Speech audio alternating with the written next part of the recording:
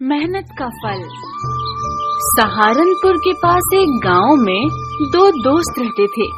एक का नाम था अंकित और दूसरे का नाम था सुमित। दोनों में बहुत गहरी दोस्ती थी। अंकित बहुत ही धार्मिक व्यक्ति था। वो हमेशा भगवान की भक्ति में लीन रहता था, जबकि सुमित बहुत ज्यादा मेहनती था। एक दिन सुबह, अरे जयराम जी की मुखिया जी। ओहो, राम राम अंकित बेटा, आओ आओ। नमस्ते मुखिया जी। अरे नमस्ते सुमित बेटा। और मुखिया जी, आज सुबह सुबह कहाँ जा रहे हैं? हाँ, अरे अंकित बेटा, मैं अपने खेतों पर जा रहा हूँ। फसल बोने का टाइम आने वाला है ना, तो खेतों की देख रेख करनी भी तो जरूरी है। कौन सी फसल मुखिया जी? सुमित बेटा, अब हम अपने खेतों में गेहूं की फसल लगाने वाले हैं। तुम दोनों इतने अच्छे दोस्त हो, क्यों ना दोनों मिलकर कोई काम करो जिससे तुम्हारी आमदनी शुरू हो जाए, हैं? हाँ मुखिया जी, आप सही कह रहे हैं। क्यों अंकित, तुम्हारी क्या राय है? हाँ यार सुमित, बात तो सही है। चलो देखते हैं, कोई काम करते हैं। बहुत अच्छे बच्चों। अच्छा बेटा, मैं चलता हूँ, है ना?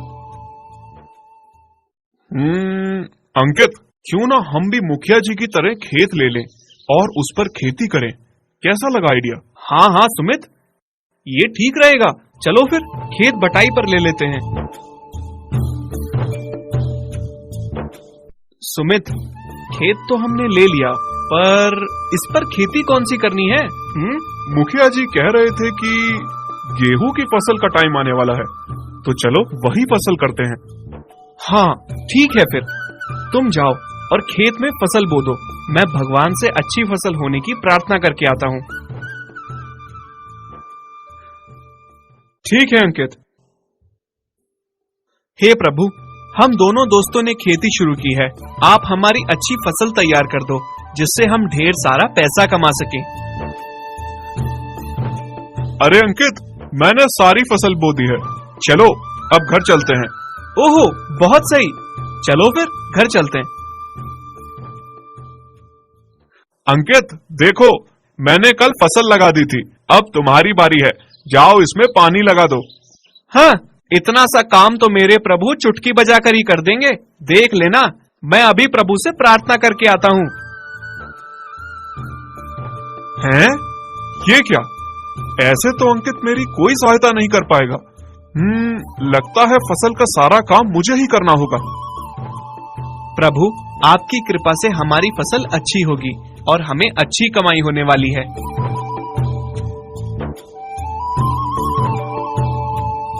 क्या बात है! देखो अंकित, हमारी फसल कितनी अच्छी हुई है। चलो फिर इसे काट कर बाजार में बेच कर आते हैं। हाँ हाँ, ये सब मेरे प्रभु की कृपा का कमाल है।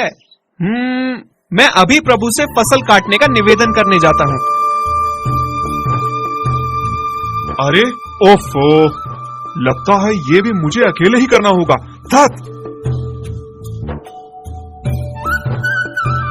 बताओ सुमित, कितने पैसे मिले हैं फसल बेचकर? हाँ, ये देखो, इतने सारे पैसे मिले हैं, लेकिन इन पैसों पर केवल मेरा हक है। हैं? ये तुम क्या कह रहे हो? हम दोनों ने मिलकर काम शुरू किया था और ये फसल भी मेरे प्रभु की कृपा से हुई है। याद रखो, प्रभु की इच्छा के बिना एक पत्ता भी नहीं हिल सकता, समझे? हाँ, मैं इन पैसों में से तुम्हें कुछ नहीं देने वाला। ये सब मेरी मेहनत की कमाई है। हाँ। अरे क्या हुआ अंकित और सुमित, तुम्हारी लड़ाई की वजह क्या है? मुझे बताओ। मुखिया जी देखिए ना, हम दोनों ने फैसला किया था कि हम दोनों मिलकर फसल करेंगे और जो पैसे मिलेंगे उन्हें आधा आधा बांट लेंगे। लेकिन ये अंकित ने मेरी फसल करने में जरा भी मदद नहीं की और ये फसल के पैसों में हिस्सा चाहता है। बताओ। मुखिया जी, इस फसल के होने में पूरी तरह मेरी पूजा और मेरे प्रभु का आशीर्वाद है। ये फसल मेरे प्रभु ने ही की है, मुझे अपना हिस्सा तो मिलना ही चाहिए। हाँ। समझ गया। ये सारी फसल सुमित की मेहनत से हुई है और इसके पैसे पर भी केवल सुमित का ही हक होना चाहिए। अच्छा ठीक है, मैं इसका फैसला कल सुनाऊंगा। तब तक तुम दोनों सामने पड़ी अनाज की बोरी में से एक एक बोरी ले जाओ। हर बोरी में अनाज के साथ कंकड़ भी मिले हुए हैं। जाओ, कल सुबह कंकड़ साफ करके लेकर आना। जिसकी बोरी का अनाज ज्यादा साफ होगा उसी के हक में फैसला होगा, समझे? मुझे अच्छे से अनाज को साफ करना होगा।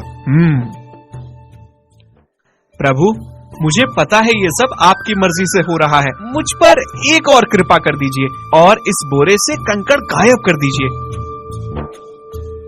बोलो अंकित और सुमित, कर दिए तुम दोनों ने कंकड़ साफ? हाँ जी मुखिया जी। चलो मैं दोनों बोरी चेक करता हूँ। अरे वाह सुमित, तुमने तो अनाज एकदम साफ कर दिया। क्या बात है, बहुत अच्छा। धन्यवाद मुखिया जी। ये क्या अंकित, तुम्हारी बोरी का अनाज तो वैसा ही है जैसे पहले बोरी में था। क्या प्रभु ने ये कंकड़ साफ नहीं किए? ओहो! देखो अंकित, भगवान उसी की मदद करते हैं जो पूरी लगन और मेहनत से अपना काम करता है, समझे? ओहो! अब मेरी समझ में आ गया। ये मेरी गलती है सुमित, मुझे माफ कर दो मेरे भाई।